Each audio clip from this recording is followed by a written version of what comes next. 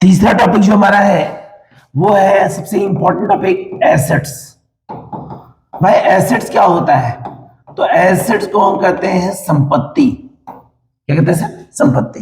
तो basically assets होता क्या है? तो नॉर्मली लैंग्वेज में, नॉर्मली कंटेंट में यदि आप कह सकते हैं जो खुद का है, जो खुद का है वो हमारा एसेट कहलाता है। गुड। जो हमारा खुद का है वो हमारा क्या कहलाएगा? एसेट कहलाएगा, कम सिंपल वर्ड में।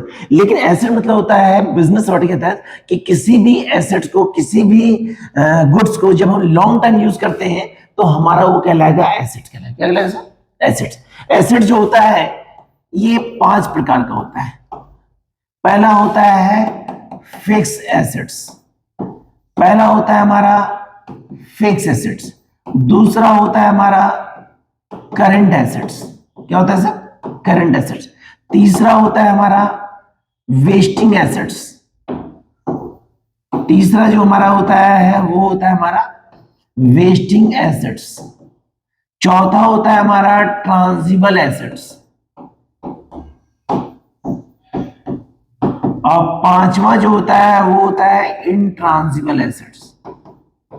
इंट्रांजिबल एसेट्स। अब प्रश्न उठता है भाई ये फिक्स एसेट होता क्या है? तो fix asset is a part of assets. Fix asset जो होता है एसेट्स का ऐसा पार्ट होता है जिसको more than 1 year, more than 1 year, 1 साल से अधिक यूज करते हैं तो हमारा वो फिक्स एसेट कहलाता है।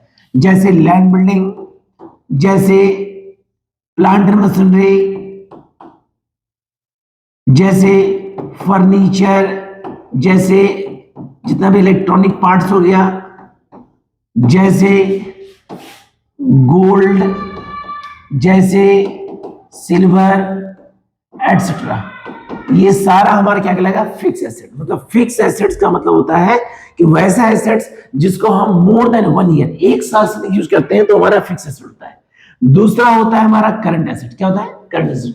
वैसा एसेट्स जिसका यूज हम केवल 1 ईयर के तहत, मतलब utilised 1 year, utilised to 1 year, 1 year, 1 साल के लिए यूज करते हैं एसेट्स को, तो हमारा होता है करंट एसेट्स। करंट एसेट जो होता है वो फिक्स एसेट कभी नहीं हो सकता है। करंट एसेट जो होता है इसके तहत हमारा एग्जांपल होता है cash, bank, stock, debtor, advance, prepaid expenses, जो एडवांस ही होता है, बिल रिसीवेबल एटसेट्रा, ये सब हमारा क्या होता है? करंट एसेट्स होता है। तो करंट एसेट्स वैसा एसेट्स जिसको हम केवल 1 साल ही यूज कर सकते हैं।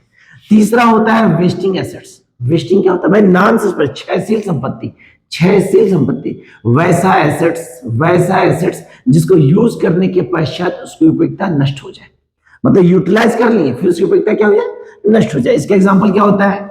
इसका एग्जांपल होता है coal mines, wild webs, wild webs, हमारा ब्रिक्स हो गया, एटसेट्रा। ये सारा एसेट जो होता है वो हमारा वेस्टिंग एसेट होता है। कौन एसेट होता है? वेस्टिंग। अगला होता है tangible assets. Tangible assets is a part of assets which assets is correlated to fix assets. मतलब ट्रांजिबल एसेट जो होता है, गौर कीजिएगा, ट्रांजिबल जो एसेट्स होता है वो फिक्स एसेट होता है। इसको हिंदी में कहते हैं मूर्त संपत्ति। हिंदी में कहते हैं इसको मूर्त संपत्ति। वैसा संपत्ति जिसको हम छू सकते हैं, देख सकते हैं, यूटिलाइज कर सकते हैं, वो होता है हमारा ट्रांजिबल एसेट्स। अगला होता है इंट्रांजिबल। सबसे इंपॉर्टेंट एसेट्स कहा जाए तो होता है इंट्रांजिबल एसेट्स। बिजनेस का सबसे इंपॉर्टेंट मेन एसेट जो होता है वो हमारा होता है इंट्रांजिबल एसेट्स। भाई इंट्रांजिबल एसेट को हिंदी में कहते हैं अमूर्त संपत्ति। अमूर्त संपत्ति। भाई अमूर्त क्या होता है? अमूर्त मतलब होता है जिसको ना तो छुआ जा सकता है और ना तो देखा जाता है, बशर्ते उसको केवल फील किया जाता है। मतलब वैसा एसेट्स जिसको हम केवल फील कर सकते हैं। तो क्या हो सकता है भाई? इसके तहत हमारा एग्जांपल होता है गुडविल। इसका एग्जांपल होगा हमारा पेटेंट। इसका एग्जांपल होगा हमारा कॉपीराइट।